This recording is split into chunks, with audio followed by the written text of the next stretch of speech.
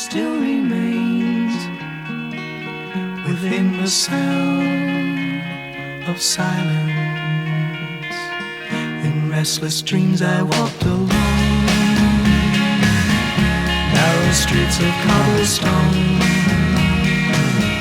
neath the halo of a street lamp. I turned my collar to the cold and damp, when my eyes were stabbed by the flash of a neon light that split the night and touched the sound of silence. Hi. Don't mind that. Actually, no, that's probably just gonna be distracting for the whole video. Let's go ahead and just like.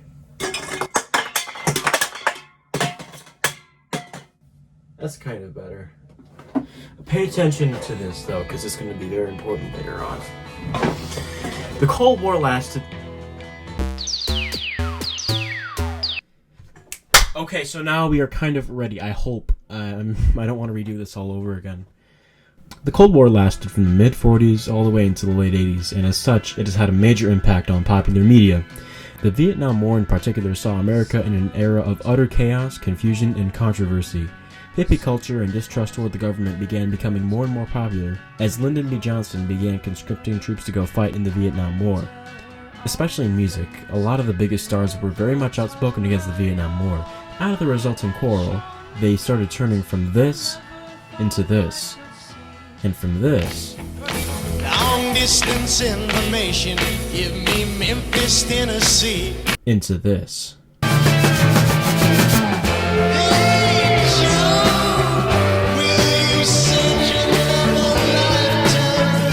While several factors were at play in shaping the counterculture movement of the late 60s, there's no question that America's involvement in the Vietnam War played a key role, not only upsetting Americans by introducing a conscription policy, but going to fight for something that they just didn't see a purpose in. Perhaps my favorite anti-war song of the Cold War era comes from the 1968 album The Notorious Byrd Brothers. Track 4 of this album is named Draft Morning. The lyrics of this song are about the singer waking up to kill, and as the title suggests, to go fight in the Vietnam War.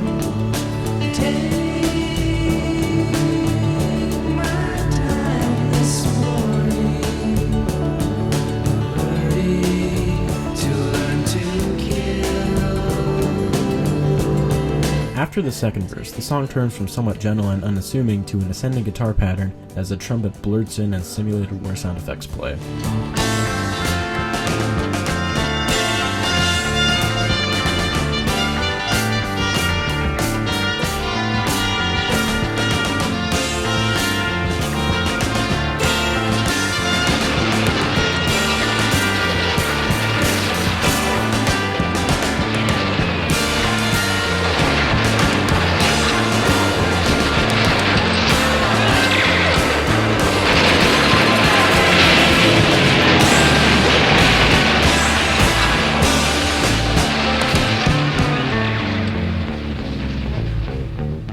Man, I love that album.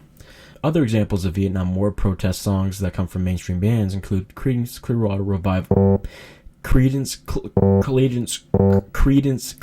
Revival's Fortunate Son, which is about young men that bribed and paid to avoid the war.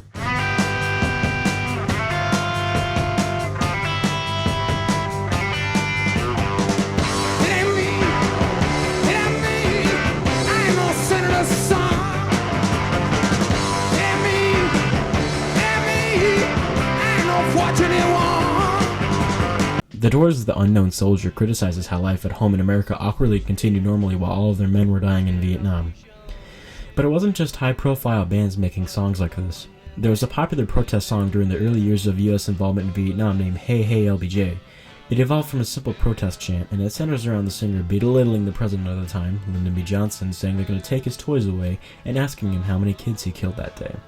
Johnson had a button nose when first he went to Congress. Now it's long and crooked like a politician's promise. Hey, hey, LBJ, how many kids did you kill today? We're gonna take your toys away and bring our soldiers home now.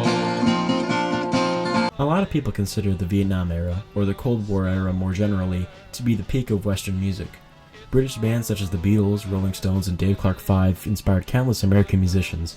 It was often a game of tennis back and forth between America to Britain, as American influences like Bob Dylan's poetic writing style, the Beach Boys' beautifully produced albums like Pet Sounds and Friends, and the Byrds' electric folk music being relayed across the Atlantic to inspire world-renowned albums such as Sgt. Pepper's Lonely Hearts Club Band.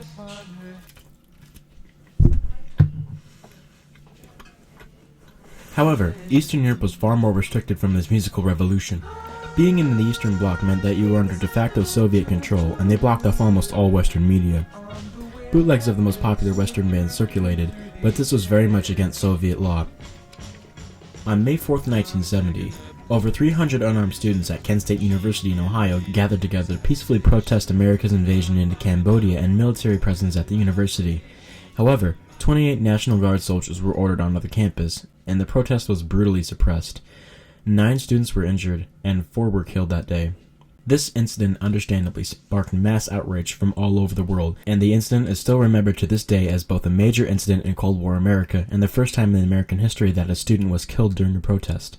Of course, there are a number of different songs about this event. One of my favorites is a Beach Boys song that was included on their 1971 album Surf's Up, and it's called Student Demonstration Time.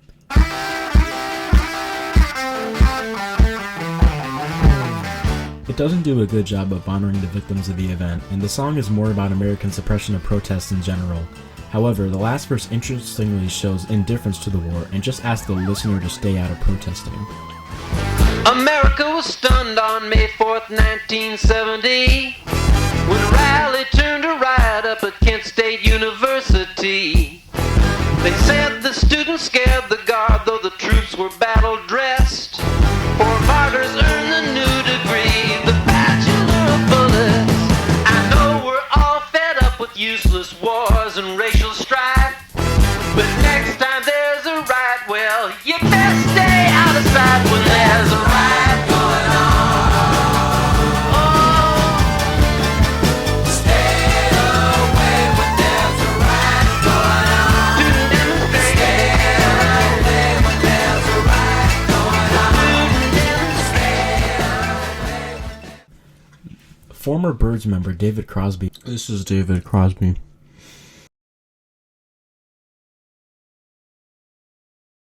David Crosby also sang a song about Kent State, with his supergroup Crosby, Stills, Nash & Young. The song is often considered among the group's most famous, despite never officially appearing on a studio album.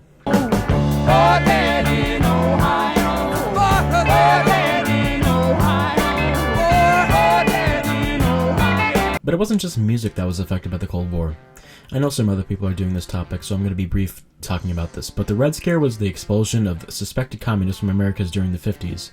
This particularly affected Hollywood, as famous actors like Charlie Chaplin and Orson Welles were blacklisted during the Red Scare. Movies themselves were also influenced by the war. Rocky IV depicted the war using a boxing match.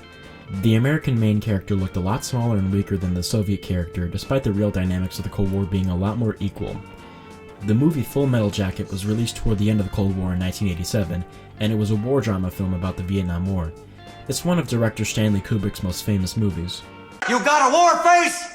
Ah! That's a war face! Now let me see your war face! Ah! My personal favorite non-music media that came out of the Cold War is actually a video game. Created in 1984 by Russian programmer Alexei Pajitnov, the game quickly became popular among his colleagues. Through a complicated string of licenses and rights holders, the game made its way through Hungary to Britain, and from there across the world. Early international copies of the game depicted the game as being an exotic Soviet mind game and stated, "The Iron Curtain has fallen."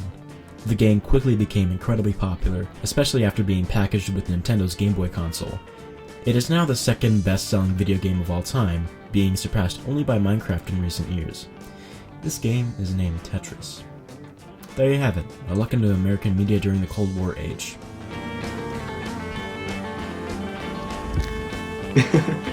Oh.